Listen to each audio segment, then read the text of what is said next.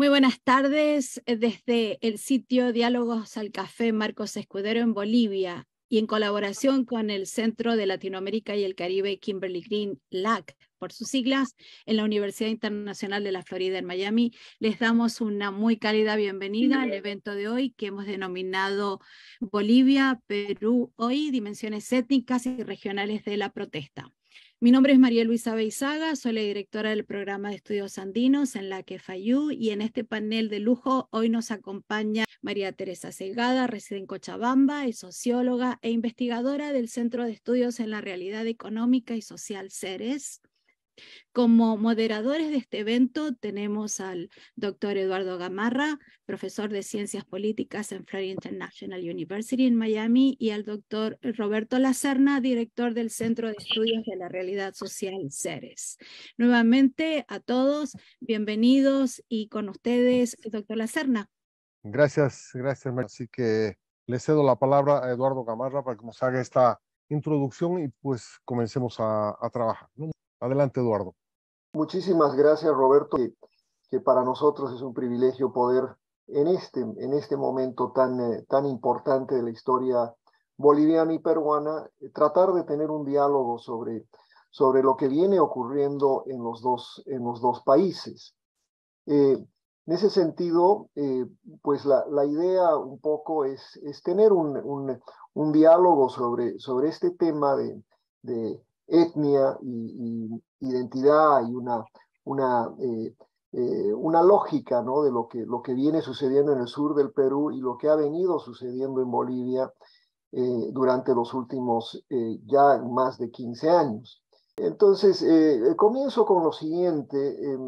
Acabo de terminar de leer un pequeño libro de María Teresa Segada y de Gabriela Canedo, cuyo título es Mi delito es ser un presidente indio, usos políticos del racismo en Bolivia. En su estudio ella dice que analizan las razones y la eficacia política del discurso que apela a elementos racializados, ¿no? Y ella dice en un párrafo, el racismo o el contrarracismo es utilizado políticamente por los actores como un potente dispositivo para antagonizar, para crear una marcación de un nosotros frente a los otros, particularmente en momentos de crisis, ¿no? Pero ella explica que la realidad es mucho más compleja, simplemente que esta dicotomización entre el nosotros y los otros. Ella explica que la realidad es compleja, entretenida, diversa, que contiene matices y que está fuertemente marcada por las relaciones de poder. María Teresa, me gustaría que profundizaras un poco sobre esta explicación que das en el libro tan interesante. ¿Cuáles son esos matices y cómo desde la visión boliviana quizás podemos intentar entender lo que está sucediendo en nuestro vecino país del Perú? Buenas noches, con mucho gusto, estimado Eduardo. Bueno, yo quisiera para esta presentación entrar por un lado, por un ingreso más bien sociológico a esta problemática. A ver, para comenzar, ¿por qué el MAS tiene la importancia que tiene? ¿Por qué el tema indígena está tan conectado al movimiento al socialismo? Y cómo el movimiento al socialismo ha ido utilizando este tema de diversas maneras en este decurso de 14 años o más de gobierno.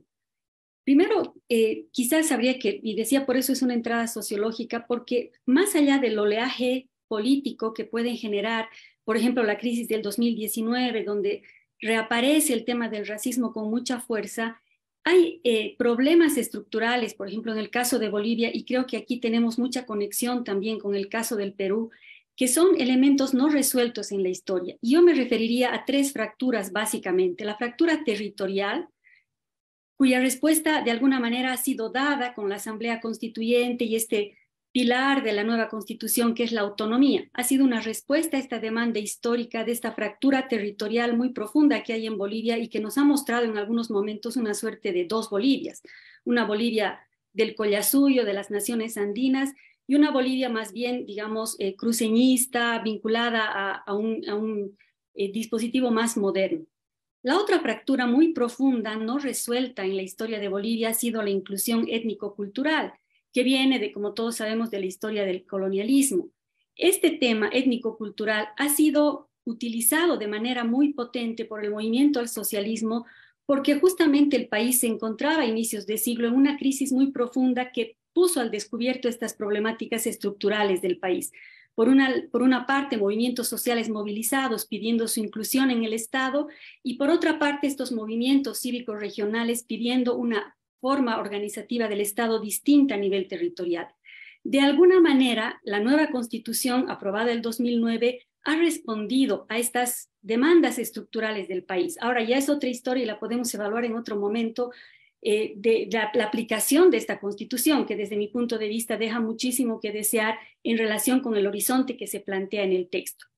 Pero el movimiento al socialismo, cuando llega al poder, destaca esta figura de lo indígena, de hecho genera una articulación, una autoidentificación indígena en la propia figura del presidente, ¿no? Se autoinviste él mismo como un presidente indígena, el primer presidente indígena de Bolivia, generando un proceso muy fuerte de resonancia en la sociedad, exaltando esta figura de lo indígena en su discurso y en los primeros años de gobierno que está muy presente, ¿no? Destacando los héroes indígenas y toda la tradición que acompaña este proceso. Ahora bien, después de varios años de gobierno, lo que tenemos en realidad es un desmoronamiento de este proyecto político del MAS, sobre todo del proyecto articulado al levismo, que empieza a hacer crisis justamente con el referéndum del 2016.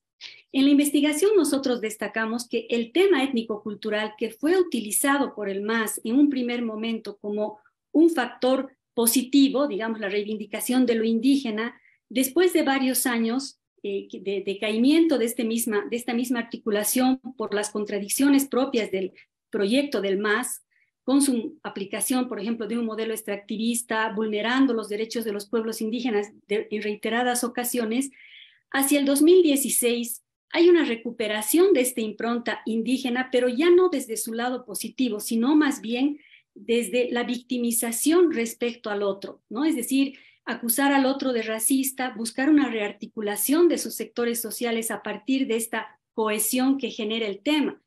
Lo que sucede aquí es que hay un uso del tema de la identidad muy potente, no solamente en Bolivia, yo diría que en el mundo. Y aquí también tenemos una conexión muy fuerte con Perú, porque nos conecta de manera muy directa toda esta identidad étnica del Collasuyo. Somos parte prácticamente de una misma nación en términos étnicos.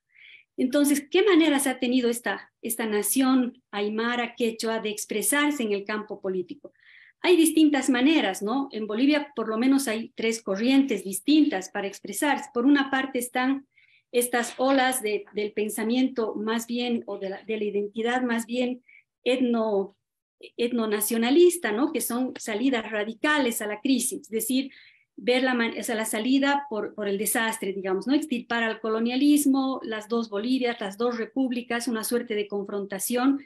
Hay otras corrientes que más bien plantean una suerte de etnomestizaje, varias corrientes en el catarismo que están buscando más bien buscar puntos de encuentro con esta otra sociedad boliviana, o también hay unas perspectivas liberales desde la misma impronta indígena. Entonces, hay distintas maneras de enfocar este tema de la identidad. El tema de la identidad ha sido establecido, definido desde la teoría social en los últimos años como uno de los problemas más serios de movilización y de protesta social en el mundo. Esta percepción de un nosotros frente a los otros, ¿no? Una visión compartida de símbolos, discursos, mitos, historia, memorias compartidas que enfrentan al otro, trazan una frontera con el otro y generan una suerte de confrontación.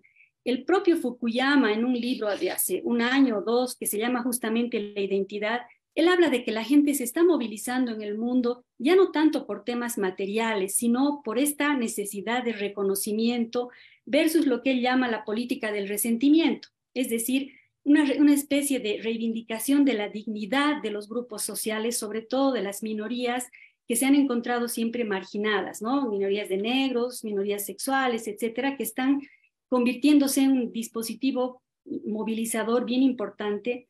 Y que, por ejemplo, en el caso de Bolivia, hacíamos una entrevista a Carlos Macusaya y él decía, nosotros como indígenas necesitamos o deseamos no ser tratados como diferentes, ¿no? Sino más bien ser tratados como iguales. Entonces, hay distintas posiciones de cómo resolver este tema. En los extremos, el tema de las identidades conduce evidentemente a una confrontación abierta, a un separatismo. Hay un libro de Malouf muy lindo que se llama Identidades Asesinas, y en ese libro él plantea esta posición de ciertos sectores, ¿no? De no negociación, digamos, de aislarse en determinados grupos y reducir este sentido de pertenencia a una sola cosa. Esto lleva a escenarios de confrontación. En Bolivia hemos estado en muchos momentos muy cerca a estos escenarios de confrontación, pero hay otras salidas que van por la línea más bien de la inacabada construcción de nación. Y creo que este es un elemento, por ejemplo, bien importante en relación con el Perú. No hemos construido una nación ni en Bolivia ni en Perú que integre todos sus componentes en términos culturales e identitarios. Entonces, ese es como un tema pendiente y que está generando todas estas contradicciones internas. Bueno, es posible, ¿no es cierto?, generar esto que este autor mismo llama los lugares fronterizos, ¿no? Puntos de conexión entre las distintas identidades. Uno se pregunta en Bolivia, ¿qué puntos de encuentro puede haber entre esta construcción de la nación aymara y, digamos, esta construcción más o menos del siglo XX, del cruceñismo, de esta identidad que aglutina a grandes sectores sociales también en el oriente boliviano? Ambos tienen como referentes el territorio, por eso el territorio es un tema también irresuelto en el caso de nuestro país, pero tienen también el tema de la identidad. Y es posible encontrar, o dónde se han encontrado más bien estas identidades, dónde están encontrando momentos de contacto y de resolución, es por una parte a través del mercado. En el caso de La Paz, sobre todo en el Alto, encontramos cómo estos elementos de tan fuerte identidad aymara están conectados ahora con el mundo globalizado, con el mercado, con la modernidad. Por otra parte, también hay puntos, o teóricamente estos desencuentros deberían resolverse en el campo de la política institucional. Poco la democracia es el escenario de encuentro de estas distintas identidades para una resolución, una construcción colectiva o compartida de nación. Pero eso no está sucediendo, y mientras eso no suceda, nos estamos acercando a un escenario verdaderamente complejo. Yo en eso veo muchos parecidos, no similitudes, pero parecidos con el caso del Perú, cuando se ve esta gran eclosión social, por ejemplo, que se ha provocado a raíz de los últimos hechos, ¿no? Del golpe de Estado, etcétera, de Castillo, y de la situación por la que se está atravesando en este momento, como un escenario irreconciliable de estas identidades, o sea que no hay posibilidades de encuentro en la política, o sea, y este es el otro punto importante, la política institucional no está sabiendo representar en el ámbito de la negociación de los acuerdos estas grandes distancias que no son coyunturales, porque cada vez que hay un conflicto social a lo largo de la historia, vuelven a surgir estas tensiones, ¿no? Las tensiones territoriales, las tensiones étnicas y las tensiones socioeconómicas en países como los nuestros, o sea, son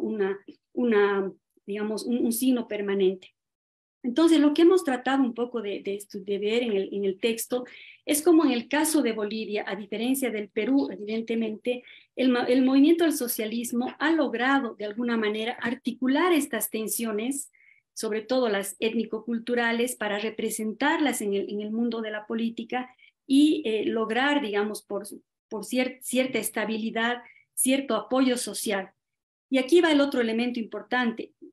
Tanto en Bolivia, en el caso de la construcción identitaria de los quechua aymaras, como en el caso de esta construcción identitaria también que es el cruceñismo, la nación camba, como ustedes la quieran llamar, tienen elementos en común. No son discursos solamente propalados por una élite, ¿no? Tienen una gran capacidad de interpelación a la sociedad, porque están tocando aspectos muy sensibles de la propia sociabilidad, que tienen que ver con una historia común, que tienen que ver con un pasado en el que ambos se refugian de alguna manera y no están encontrando, evidentemente, estos canales de resolución para los cuales debería estar, digamos, al servicio de la política. Ahora bien,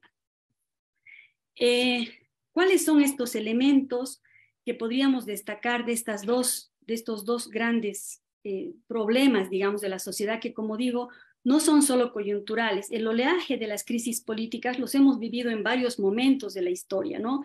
Quizás el más cercano es esta crisis en Bolivia del 2019-2020, donde han resurgido todos estos temas y se han puesto en el escenario y han logrado una gran capacidad de movilización, justamente por la conexión que tienen con esta historia de dominación, de exclusión social, y que han generado una suerte de, una autora hablaba del miedo étnico, ¿no? Hablaba un poco Portugal, por ejemplo, justificaba el retorno del MAS el 2020 diciendo hubo un miedo étnico en los sectores sociales ante la amenaza que podía significar un gobierno transitorio como el de Áñez. Estos elementos que están por detrás de la política, que están movilizando la política, son bien importantes para comprender por qué la población logra una adhesión tan fuerte, es tan fuertemente convocada por este tipo de discursos y de símbolos que son propalados por la política. En el fondo, la política está en un juego de disputa por el poder y echa mano a todos estos recursos que son muy potentes en el juego político, en la capacidad de llegar a la gente para establecer una polarización. No estoy muy segura en el caso del Perú, pero en el caso de Bolivia, la polarización política que no se ha diluido, había la expectativa que la elección de 2020 y 2021 ordenaran el escenario político, y si bien en este momento contamos con autoridades legal y legítimamente elegidas, más allá de las denuncias de fraude electoral, etcétera, que pueden haber en las últimas elecciones, hay un reconocimiento legítimo a las autoridades, pero esto no ha significado un ordenamiento de la política en el país, porque estas fracturas irresueltas que vienen de una historia larga no están viendo, digamos, las posibilidades de resolución en este campo. Entonces, para, digamos, aterrizar un poco más, el tema identitario, el tema étnico-cultural se ha convertido en un elemento muy potente utilizado por los factores de poder para instalarse en el escenario político, para generar una adhesión, un apoyo social y que tiene una gran capacidad evidentemente de movilización. Entonces, sí, me estoy acercando ya al final, voy a dar unas cuantas ideas para terminar. Creo que la realidad es tan compleja que nos parece importante, y un poco el libro ha utilizado este esquema teórico que lo hemos construido un poco para entender el país, que tiene tres realidades distintas que están entrelazadas. Por una parte, ¿qué es lo que genera este conjunto de elementos? Por una parte está la identidad étnica, que es un factor importantísimo para entender el país. Por otro lado está el tema de clase, ¿no es cierto? La dominación, el poder, etcétera, que eso es también persistente en la sociedad. Pero hay un elemento más que es fundamental para introducir en este esquema analítico, que es la organización como dispositivo de conexión con la sociedad. El MAS ha tenido, digamos, la habilidad de articular estos tres elementos, ¿no? Identidad étnica, el tema socioeconómico y el factor organizacional. Uno se pregunta en el caso de Bolivia, y yo cuando leía el artículo de Ramón decía, claro, la MISTI es un poco esa impostura, ¿no? Esa impostura de ser indígena, de mostrar una imagen que al final la gente no le cree. En Bolivia también hay muchas figuras de ese tipo, ¿no? Fue en su momento Víctor Hugo Cárdenas, ahora el Tata Quispe, o Tomás Ayarwi, o la propia Toribia Lero, ¿no? Representantes fidedignos que realmente tienen en sus entrañas la identidad indígena, representan también ese sector subalterno en términos económicos, pero no tienen otra arista tan potente que maneja el MAS, que es la organizativa, esta organicidad que sustenta al proyecto del movimiento al socialismo, anclado sobre todo en los sindicatos campesinos y en algunos sectores de los pueblos indígenas.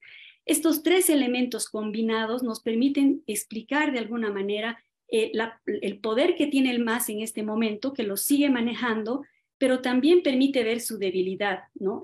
Con esta articulación, porque ya, digamos, han entrado en un momento de cuestionamiento, quizás mantiene muy fuerte a sus organizaciones de base, pero ha ido perdiendo otras organizaciones que eran también parte de este sustento en el poder. En el caso de estos personajes que mencionaba, esta carencia de ser parte de estos sindicatos campesinos, indígenas, de esta organicidad, les quiebra evidentemente esta posibilidad de construir una alternativa política también desde el mundo indígena o también representando a esta etnicidad, pero probablemente desde un proyecto político distinto, ¿no? Entonces, un poco nos estamos moviendo en estos dilemas primero de una realidad incontrastable que es nuestro país, y aquí creo que otra vez tenemos mucho en común con el Perú, y por otra parte, con esta realidad de un sistema político institucional débil, incapaz de representar estas grandes fracturas sociales y que, digamos, lamentablemente, al no ser representadas, están buscando los derroteros de la protesta y de la violencia. Me quedo aquí. Muchas gracias.